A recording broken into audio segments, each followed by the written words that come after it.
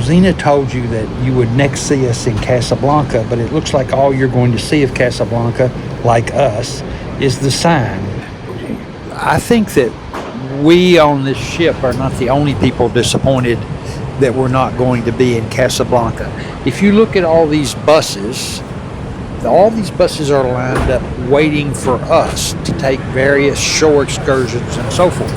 In addition, in an area you can't see outside of the terminal here, there are many other buses and hundreds of local people lined up to sell tours and taxi rides and souvenirs and all the different things that people sell to cruise ships when they arrive in port with 4,000 or 5,000 people getting off.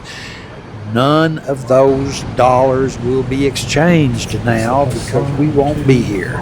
And there will be lots of people who will not be making money today and will be really disappointed, not just us. The buses are leaving. Goodbye, Morocco. We will not see you this time.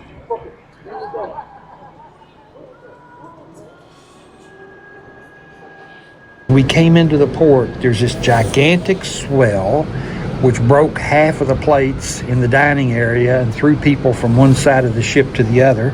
And shortly after we came to the dock, the captain announced that we were unable to attach the gangway to the dock because of the swell, and we would have to leave Casablanca and this port would be canceled. So no Casablanca for us, no Casablanca for you. Sorry. So next time probably we will see you in Spain or England. Or wherever the captain decides to take us. Yes, maybe we will have an alternative port of call. Welcome to La Coruna, Spain. We just got off the ship, which you can see over in the background behind us. We are going to go on a long walk around La Coruna. La Coruna is in the northwestern corner of Spain, north of the Portuguese border. It's an old historic city, literally on the edge of Europe. And we're going to go for a long walk and show you what there is to see. Yes, and there is a different name for La Coruna, La Coruña. La Coruña, A Coruña. A Coruña. La Coruña, La Coruna, A Coruña. Okay. In English, we say La Coruña. If you look on the map, it may say A Coruña. Okay. The day before this port of call, we had a lecture on the cruise ship, and our lecturer said what this city is famous for. Can you guess? City is famous for its balconies, and they don't look much like balconies to me, but she pointed these buildings out as an example of balconies. I think what she was really saying is that famous for this particular style of architecture, which has these tall windows everywhere, almost a glass front. It's so much glass. I think that's what she was really saying. Not so much balconies, but then, I don't know. Maybe we'll see a lot of balconies later. I don't know. Maybe.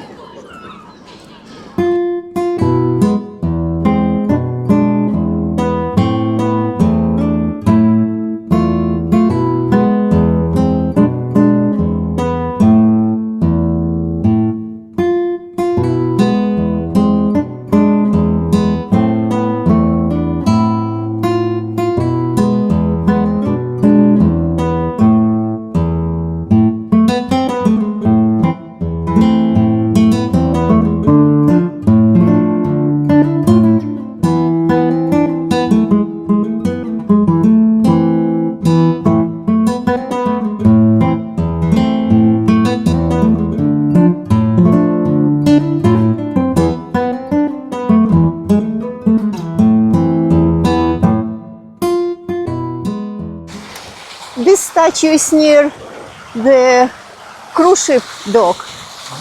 I don't know what it is. Anchor and two eagles. Venice reading. Our Lady of Carmen, the protector of the people of the sea. Oh, okay. Why she's holding a baby, I don't know. No, baby can go on the ship too. And there is the old fort in La Coruña. This fort, the Castillo de San Anton, was built to repel raids by the Vikings. I'm not sure of the significance that it had during the Napoleonic Wars, but I do know that during the Napoleonic Wars, the British and the Spanish and the Portuguese and the French fought all around this area in a series of very bloody engagements. And I'm not sure the significance of this fort during that conflict, but I know it was built for repelling Viking invasions many centuries before the Napoleonic Wars. I believe in the 1300s, if I'm not mistaken. Let's see. Oh my gosh, it is very old. Probably 1400s. 1300 or 1400? Yeah, I'm not sure which, but it was built to repel Viking raids.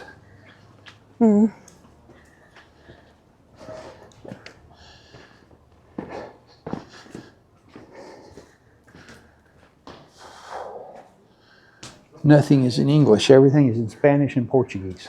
And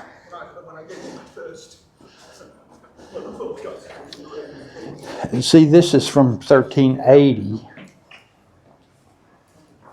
What is it? A pig? Yes, it's a pig.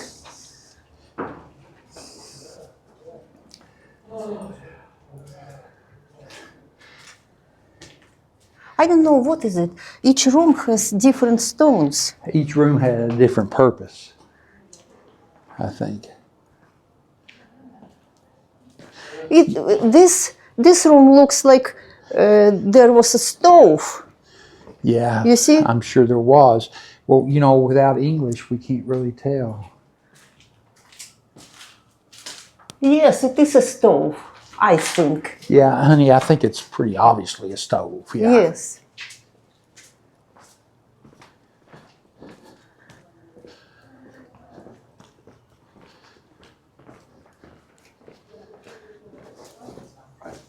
Okay.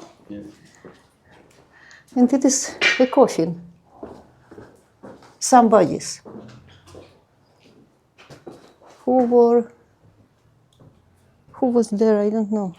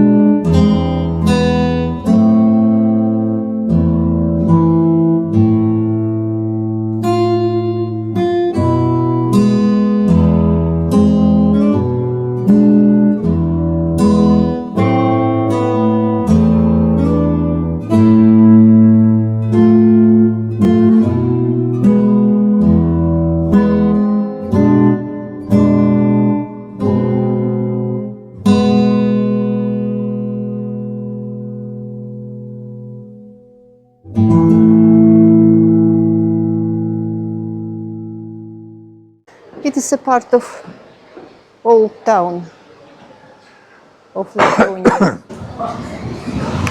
If I remember correctly, the Spanish Armada, which was supposed to invade England at the end of the 1500s, was put together at this city and sailed from this city to rendezvous with, I think, the Dutch in the Bay of Biscay or off the coast of France somewhere. And Sir Francis Drake then subsequently intercepted the Armada and destroyed much of it and sent the rest in disarray. Many were wrecked on rocks and so forth and so on. And he actually ended the threat of the Spanish Armada, which really, it was one of those moments that really changed history of the world dramatically, because had the Spanish landed in England, things would have been very different than they are now. But they did not land, and England became the #1 marine power of the world, and was for, what, 4 centuries after that, 3 centuries after that. This is the Garden of Santiago, where Sir something Moore, I forget his first name, is buried, who was the English general whose army protected this city against Napoleon.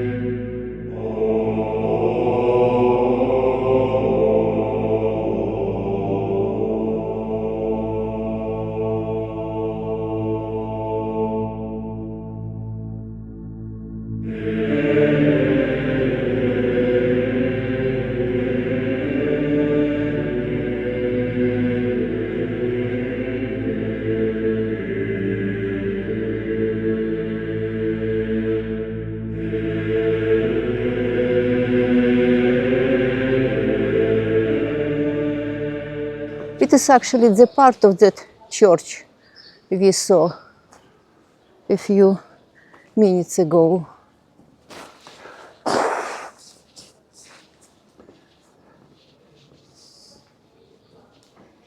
Okay, we'll find out more history of this when we get to the top, but what we know right now is it's the Tower of Hercules. It is the oldest functional, that is still functioning, lighthouse in the world. And it, I think, has a lot of history, but we're going to see when we get up there. At any rate, the Bay of Biscay, which we're on the southwestern end of, I guess you would say, southwestern arm of the Bay of Biscay, is known for rough waters and storms and high winds and difficult sailing conditions. So when you were approaching the Spanish coast or heading toward the coast of western coast of France, this lighthouse was an important place because it would keep you off the rocks of Spain. If you were coming in from the Atlantic Ocean, you needed to know where Spain started, and it starts right here. So that's the point of this lighthouse. The core of this lighthouse was built by the Romans around the year 100 AD. In other words, about 100 years after the birth of Christ. So it is approaching 2,000 years old. Now the outside of it, what you see now, was built in the 1700s because it was still, and is still today, a working lighthouse. It is the only lighthouse on the United Nations UNESCO list of World Historic Places. It's the only lighthouse. It's still a working lighthouse. It's still used by navigators today to check their charts, check their position, make sure that their navigational instruments are correct, because if your instruments say that this light should be 90 degrees from your bow, then you can use your eye to check and see whether or not it is, and then you know your instruments are correct if you're coming in here at night or in a fog or whatever. So it's still used as a navigational aid today. It's still a working lighthouse, and the interior of it dates back 2,000 years. Presumably at one time there were Roman soldiers up here on guard. when it was a Roman lighthouse. It's that old.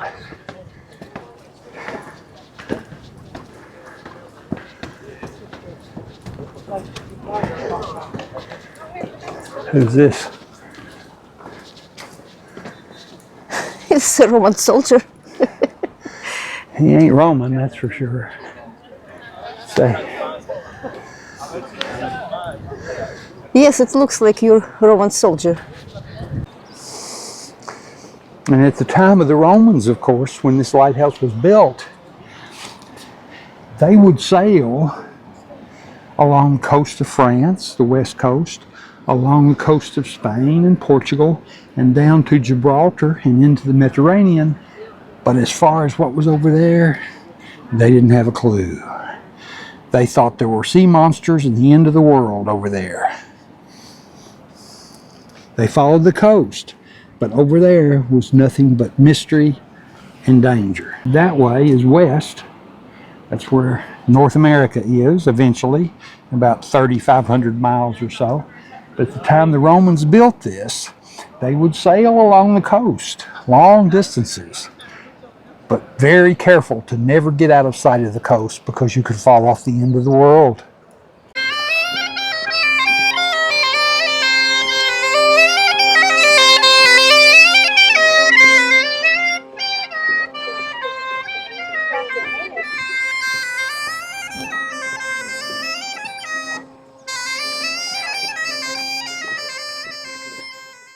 It is where Maria Pita lives. Yeah, it's the house and museum of Maria Pita, who is the heroine of this city, for her defense against the English in 1590 or something. There's your statue, The statue of Maria Pita. Pita.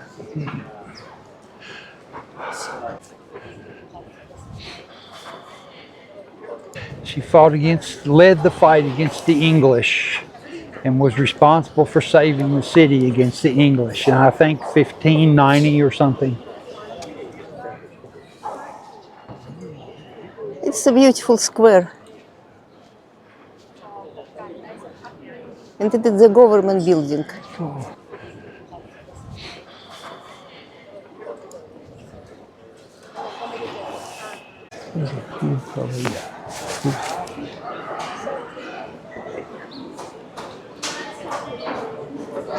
Wait a minute.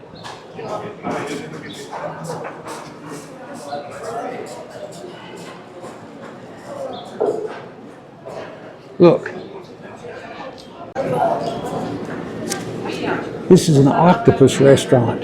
The Pulperia Maria Pita. Pulperia means octopus restaurant. And you see on the sign, there's an octopus. And if you look over here on the menu, you will see all different varieties of octopus. They all, so far, everything I see is octopus. Okay. People like No, octopus. they have some meat, but The major it's like dish is it's like there are 20 things on the menu and 18 of them are octopus. Hop. Look at the octopus. Can I film it? Can I film it? Okay, Only octopus, yes. Octopus. Yes. Okay. not you. No. Go from a friend. Are they alive or what is it? No, I think they're alive. Okay, they cook octopus. There. Yeah, these are ready to be cooked. Okay.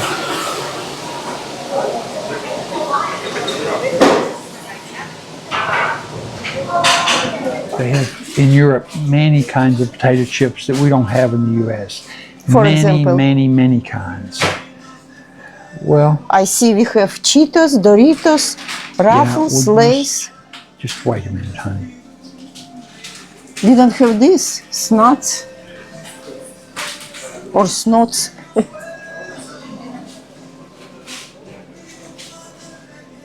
Look, we don't have ham flavored potato chips. Okay, we don't have ham in our potatoes chips. I agree. Here's another meat flavored barbecue. That's barbecued meat. More meat flavor with artisanal But we sausages. have barbecue flavor. Yeah, but not meat. What is this? Meat as well? Looks like sausage flavor. Yeah. Okay, goodbye, beautiful Spain, for now. And next video will be from England. See you very soon.